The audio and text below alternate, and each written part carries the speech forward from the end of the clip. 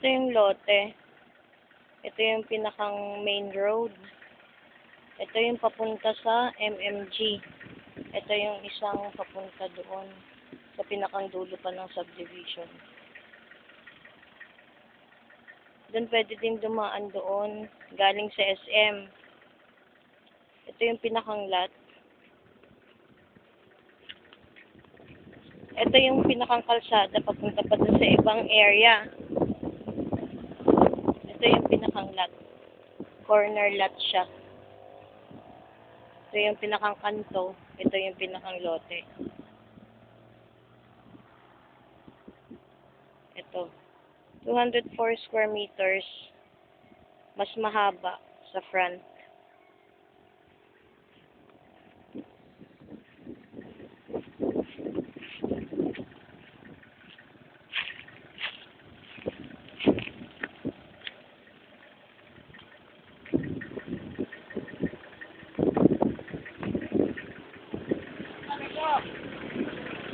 Ito ang pinakang main road. Yan.